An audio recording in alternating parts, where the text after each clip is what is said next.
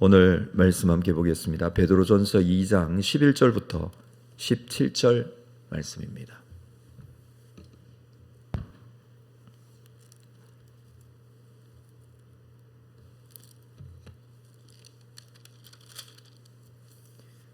베드로전서 2장 11절부터 17절 말씀을 한 절씩 교독하겠습니다. 사랑하는 자들아, 거류민과 나그네와 같은 너희를 권하노니 영혼을 거슬러 싸우는 육체의 정욕을 제어하라.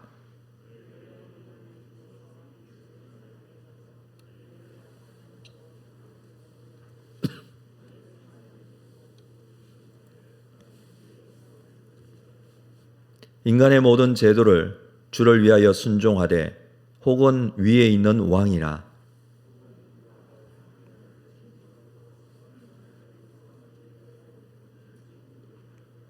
곧 선행으로 어리석은 사람들의 무식한 말을 막으시는 것이라.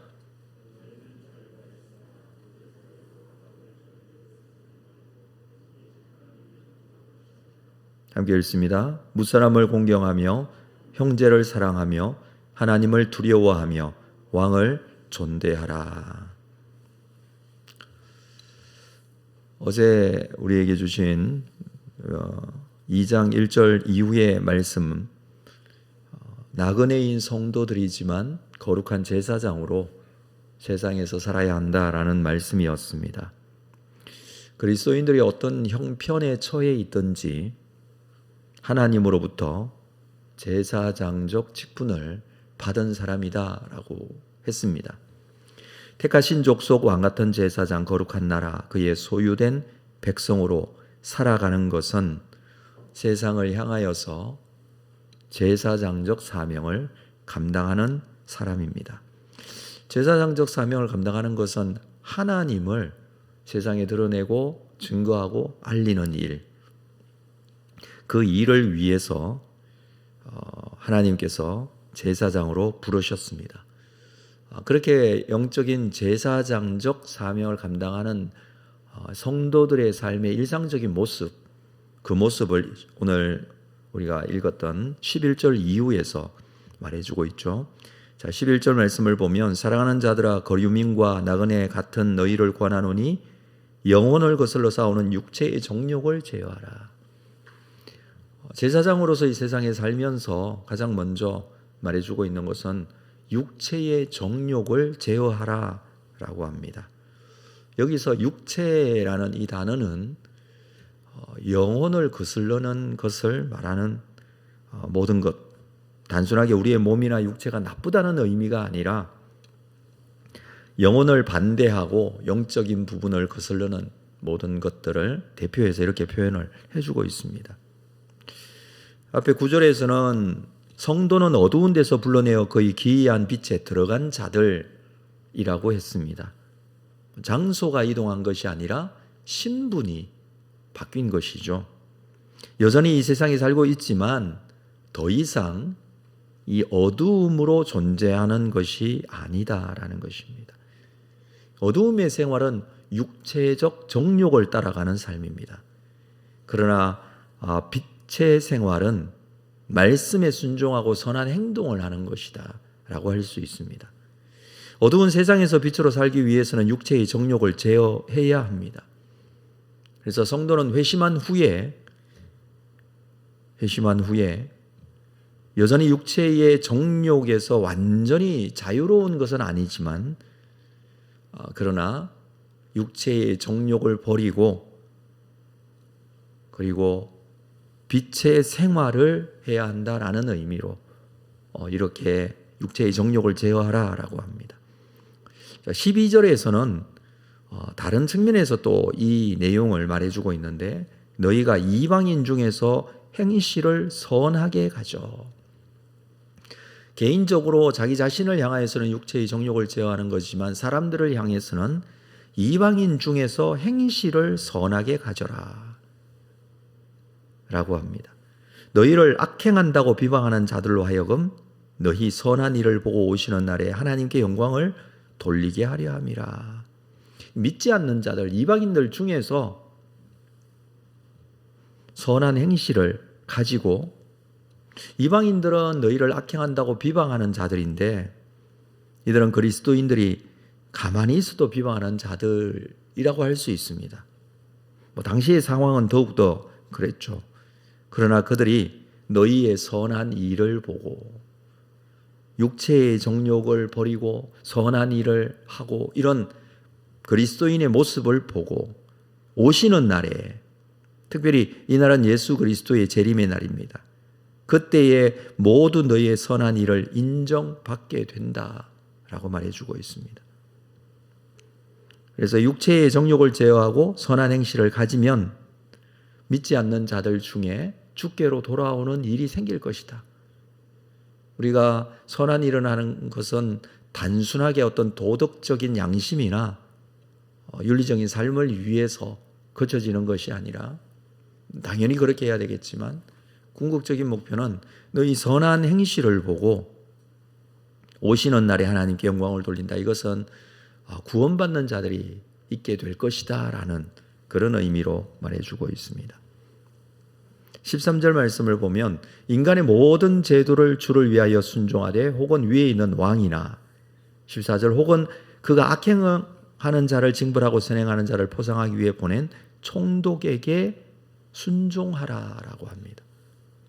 선을 행하는 구체적인 방법 중에 한 사회의 시민으로서 어떻게 하는 것이 선을 행하는 것인지 말해주고 있습니다. 왕에게 또는 그 당시에 총독에게 순종하라라는 것이죠.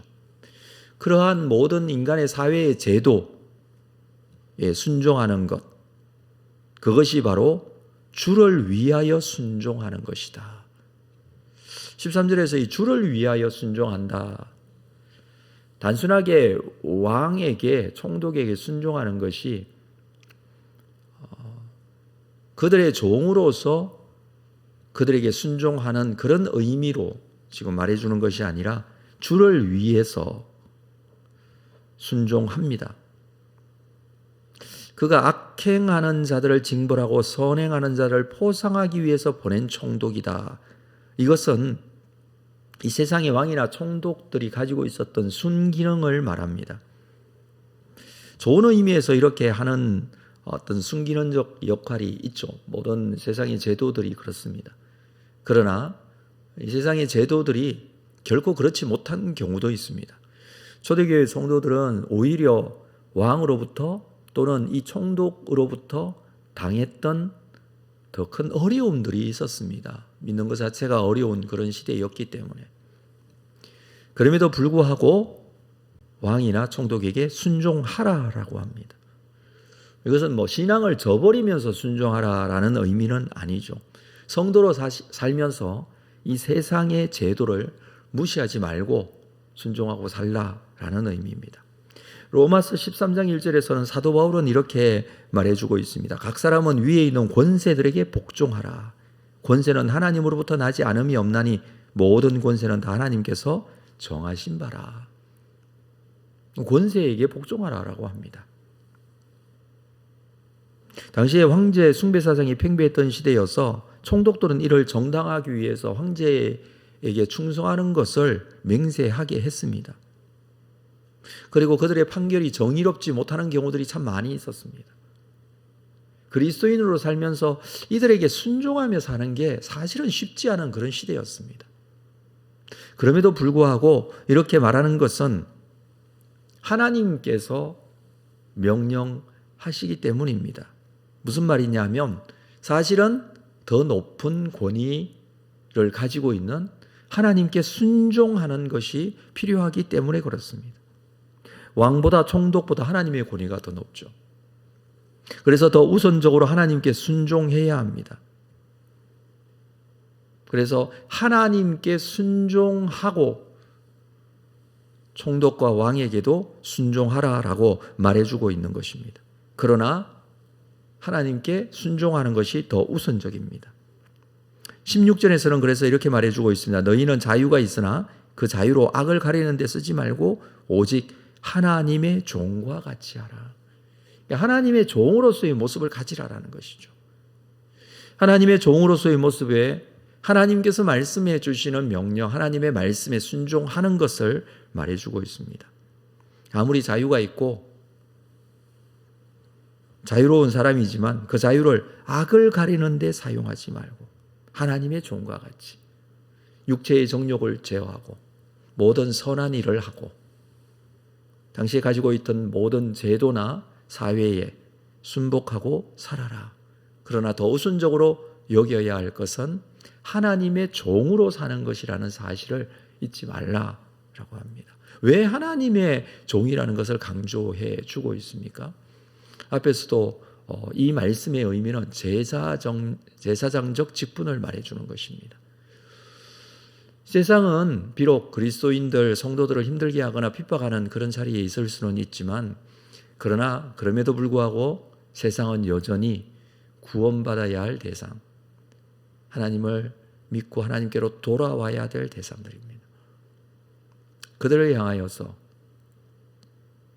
하나님을 드러내고 하나님을 믿게 하고 하나님을 믿어 구원받게 하는 그런 역할들을 그리스도인들에게 주신 사명이다. 그래서 너희는 하나님의 종과 같이 하라 라고 해주고 있습니다.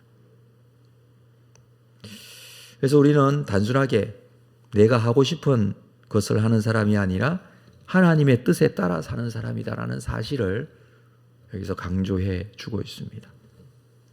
예수님께서도 하나님의 종으로 그 뜻에 순종하셨죠. 하나님의 뜻에 순종하셨고 그때 당시에 십자가에 죽으셨습니다. 십자가의 죽음이라는 것은 부당한 것이었고 그리고 잘못된 제도와 종교적인 권력에 의해서 그렇게 십자가에 죽으실 수밖에 없었습니다. 하나님의 뜻에 순종하고 뿐만 아니라 이 사회 그리고 그 당시에 가지고 있었던 종교적인 권위 이 모든 것들에 물론 그 잘못된 것들에 대해서는 정확하게 예수님께서 말씀하셨지만 하나님의 뜻에 순종하는 모습을 우리에게 정확하게 보여주고 계십니다. 그러나 하나님께서는 예수 그리스도를 부활케 하시고 만왕의 왕 온 세상의 심판주로 삼으셨습니다. 이것이 하나님의 종이 된다라는 의미입니다. 세상에 살지만 우리는 하나님의 종으로서 사는 자들입니다.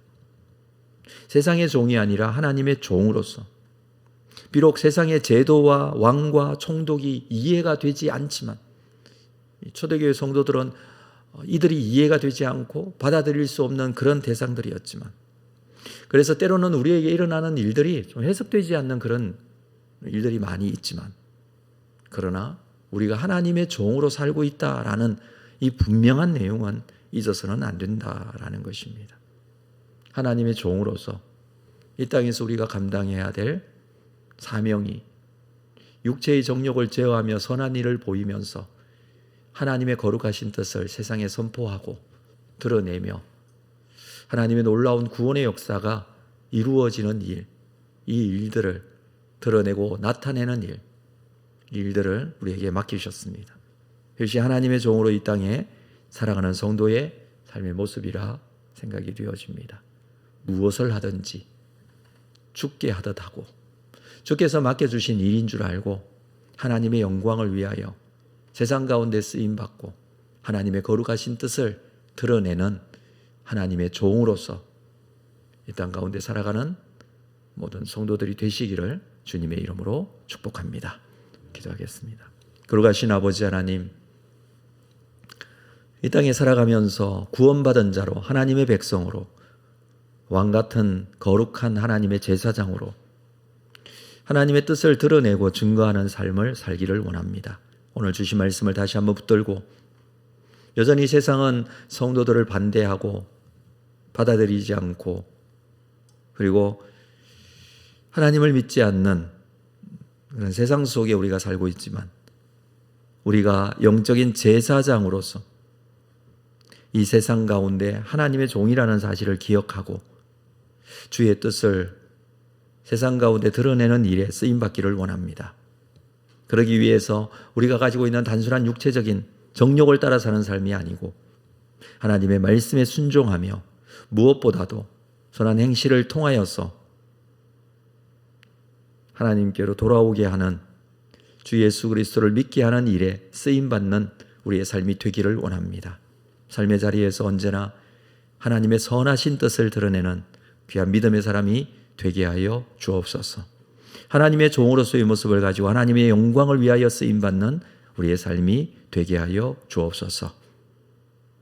오늘도 우리의 삶을 주님께 맡겨드립니다. 주님께서 사용하실 줄 믿고 살아계신 예수님의 이름으로 기도합니다. 아멘.